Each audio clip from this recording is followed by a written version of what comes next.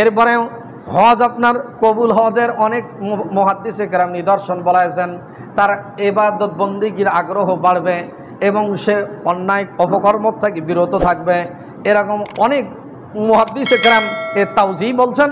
কিন্তু দেখা যাচ্ছে হজ যারা করি আসে তাদের হয়তো 99% না হলে 90% অন্তত আগের সে ভালো হয়। কি সুবহানাল্লাহ বলেন না? এটা প্রত্যক্ষ করে দেখেন, তাদের আগের সে ইবাদত বন্দেগী, চাল চলন, লেনদেন। এক ব্যক্তি আলো একদিন আমাকে কোসে যে ইনি আগে এরকম টাকা পয়সা সঠিকভাবে আমাকে দেয় নাই, নাম বললে চিনবেন, কিন্তু উমরা করার পর থেকে 8 টাকা মাখিত হয় না। কি সুবহানাল্লাহ বলবেন না? এটা আমাদের এলাকায় আছে, কয় উমরা করার থাকি লোকটা আমার টাকা পয়সাগুলো ঠিকভাবে দেয় আর ডিস্টার্ব করে না।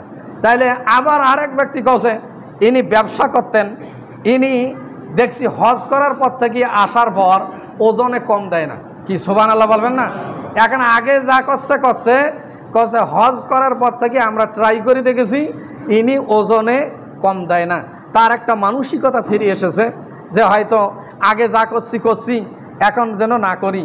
তারপরেও যে হজ করি আসলেই যাদের হজ যে মাবরুর হবে না তারা হয়তো এর চেয়ে আগের চেয়ে বেশি খারাপ হয়ে যেতে পারে। জোরে বলি নাউজুবিল্লাহ। এটার দৃষ্টান্ত কম, এটাও আছে দুই একজন আমার জানার মতো হজ করি আসি, ওই যে হজ করি আসতে সেজদা দেয় না। জোরে বলি নাউজুবিল্লাহ। নামাজেই পড়ে না, তার লেবাস সুরাত তো দূরে থাক, তবে এটা সংখ্যায় কম। কি কথা বুঝছেন আমার? এই হজ্জে মাবরুরের আল্লাহ পাক আল্লাহ রসুল বলছেন লাইসা লাহুল ইল্লাল জান্নাহ, তার একমাত্র প্রতিদান হচ্ছে আল্লাহ পাক তাকে বেহেশতে দিবেন। এবং তার গীবের একটা হাদিসে আছেন আল্লাহ রসুল বলছেন হজ্জে মাবরুরের ব্যক্তি যে সুপারিশকৃত কিয়ামতের মাঠে আল্লাহর অনুমতি পাইয়া যারা সুপারিশ পাওয়ার যোগ্য হবেন, সুপারিশ আল্লাহর অনুমতি ছাড়া কেউ কিয়ামতের দিন কাহারও সুপারিশ করতে পারবে না। যেটা আল্লাহ বলছেন মান জাল্লাযী ইয়াশফাউ ইনদাহু ইল্লা বিইজনি, সেই দিন আল্লাহর দরবারে কেউ সুপারিশ করতে পারবে না, কেউ সুপারিশের অনুমতি পাবে না ইল্লা বিইজনি, তবে আল্লাহ পাক যাকে অনুমতি দিবেন সে সুপারিশের পারমিশন পাবেন। আবার বলছেন ইয়াউমা ইয়াকুমুর রূহু ওয়াল মালাইকাতু সাফফান লা ইয়াতাকাল্লামুনা ইল্লা মান আযিনা লাহুর রহমান, সেই দিন আল্লাহর দরবারে কেউ কথা বলতেও সাহস পাবে না ইল্লা মান আযিনা লাহুর রহমান, আল্লাহ যাকে অনুমতি দিবেন। জোরে বলি সুবহানাল্লাহ।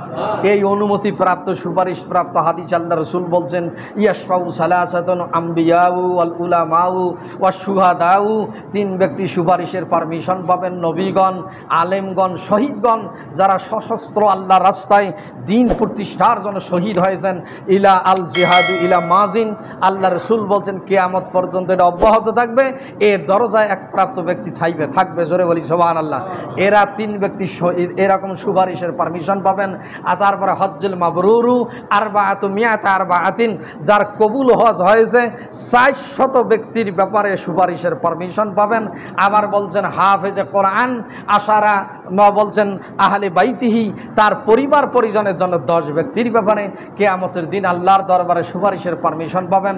জোরে বলি সুবহানাল্লাহ।